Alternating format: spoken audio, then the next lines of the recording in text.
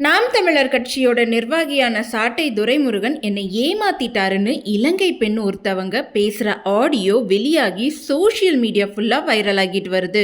சந்திச்சே ஆகணும்ன்றது என்னோட ஒரு பெரிய ஒரு வெறித்தனத்தோட இருக்கைக்குள்ள தான் ஏதோ ஒரு சூழ்நிலையில என் அண்ணாவுக்கும் நண்பரா இருந்த அந்த துரைமுருகன் அவங்களோட தொடர்பு கிடைச்சது. தொடர்பு கிடைச்சு அவர் உங்களை சந்திக்க வைக்கிறேன்னு ஒரு வாரத்துல இப்பதான் தேர்தல் முடிஞ்சது. ஆர்கே நகர் வருஷம் பிறக்கட்டும் அண்ணனை சந்திக்கலாம், நான் ஏற்பாடு பண்றதெல்லாம் பேசிட்டு அவர் தன்னோட சுயநலத்துக்காக என்ன பயன்படுத்தி கொண்டார்.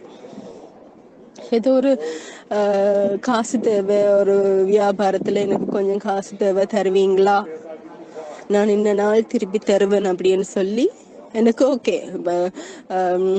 உங்களோட கட்சியில இருக்கிற பேச்சாளர்கள் எல்லாருமே வந்து பார்க்கும்போது மரியாதைக்குரிய நபர்களா இருக்கைக்குள்ள அவர்களோட பேச்சை நம்பாம கடந்து போகிற சந்தர்ப்பம் எனக்கு இருக்கல. அப்ப சரி அப்படின்னு சொல்லி நான் கொடுத்தேன் நான் காசு.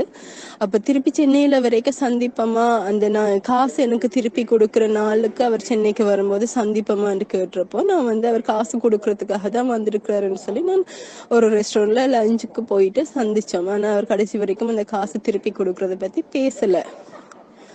அதுக்கப்புறம் 2-3 சந்தர்ப்பத்துல இன்னும் கூட காசு வாங்கிட்டு என்னோட அண்ணா, என்னோட பின்லாண்ட்ல இருக்கிற என் அண்ணன்கிட்ட கூட வாங்கியிருக்காங்க. நிறைய இலங்கை தமிழர்கிட்ட அவர்கள் காசு கேட்ட மாதிரி வாங்கின மாதிரியான சில செய்திகளும் எனக்கு கிடைச்சது. அதுக்கப்புறம் வந்து 2-3 சந்தர்ப்பத்துல அவரை சந்திச்சது அவர்கிட்ட இருந்த அந்த காசை வாங்குறதுக்காகவே தவிர வேற எதுக்காகவும் இல்லை.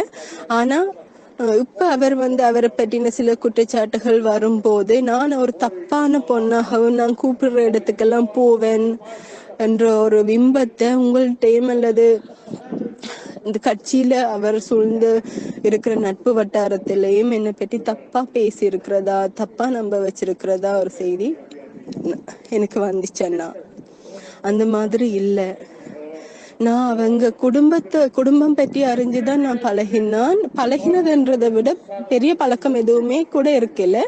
ஆனா அவர்கள் சொன்னது, துரைமுருகன் வந்து சொன்னது வந்து தான் வந்து நிர்பந்தத்தால கல்யாணம் செஞ்சதாகவும், நீங்கள் சீமானன் வந்து கேட்டுக்கொண்டதால அந்த பிள்ளைக்கு வந்து வாழ்க்கை கொடுக்கறதுக்காக கல்யாணம் பண்ணதும், தான் வந்து ஒரு நல்ல வாழ்க்கை, தன் வாழ்க்கை சீர்கட்டு போயிருக்கிறதாகவும் ஒரு பிம்பத்தை உருவாக்கி என்னட்டு பேசி கொஞ்ச நாள்ல வந்து அவரோட சுயரூபம் கொஞ்சம் கொஞ்சமா தெரிய தொடங்கினது.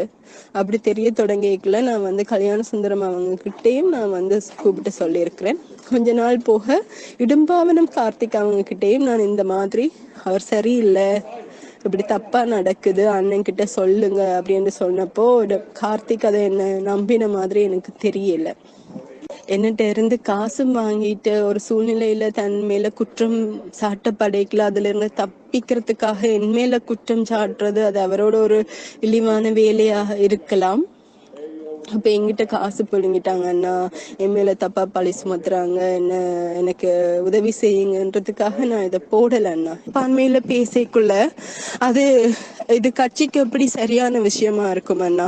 இப்ப நான் ஓகே, நான் வந்து கட்சிக்குள்ளேயே பேசுறேன், இது வெளியில போனா அசிங்கம், அண்ணன் பேர் கெடும், கட்சி பேர் கெடும்னு நான் யோசிக்கிறேன். ஆனா எல்லாரும் இந்த மாதிரி யோசிக்க மாட்டாங்க.